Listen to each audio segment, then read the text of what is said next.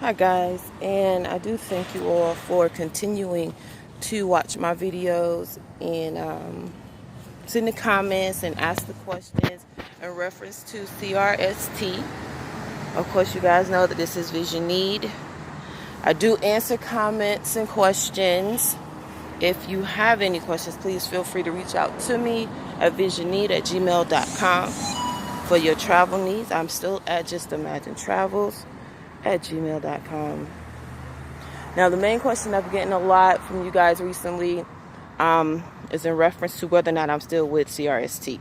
No, I am not. The pay rate was at 30 cents per mile. The pay wasn't very good. So I did not stay to complete the 10-month contract as a lot of drivers on YouTube have recommended. And I think that they recommend that because what will happen with CRST is that you may be blackballed by them through other agencies if you don't complete it.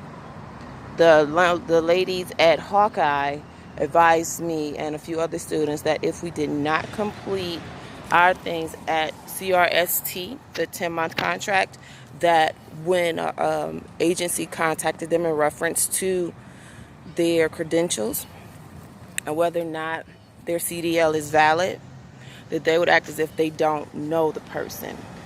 Supposedly, that's the agreement that they have, that Hawkeye has between themselves and CRST. Whether or not that's true, I really don't know. I can't tell you. I'm not sure. So, this is what I advise you guys. If you're at CRST, and you're there during this time of the year, I think this is the best time because you don't have to face those winter months or worry about that winter weather, so to speak.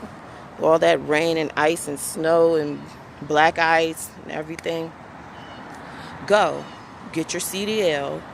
Test. Take your time.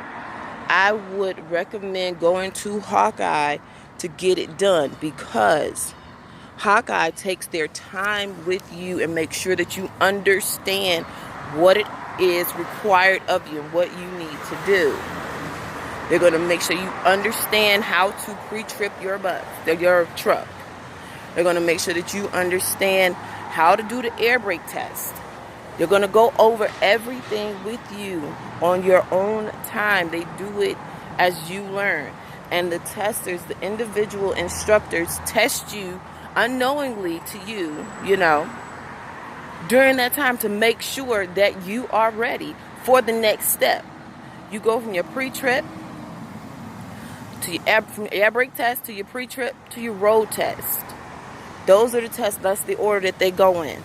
Now, from the students that I've met during my time at CRST and Cedar Rapids, they felt rushed.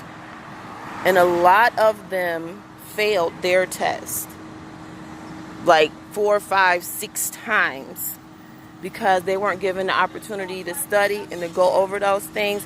What they did was they would go over it one day and then test them the next day.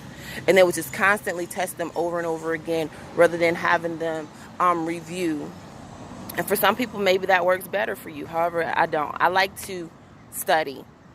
And then I test. If I fail, then I know what I need to focus on. But testing me over and over again, it causes anxiety. It causes people to think they're going to fail.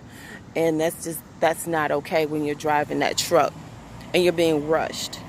Now, I'm not sure how many of you guys follow the news, but recently in South Carolina, there were over 250 drivers who lost their CDLs because of testing like this. Those drivers were not ready to test. And I hope you guys heard everything I just said. But those testers, those guys were not ready to test. And it was just given. Okay? So, at the end of the day, get your CDL through CRST, CR England, whichever place you decide to go, get it. I got my CDL. I have a Class A. So unbeknownst to me, what I had to do was get a P endorsement.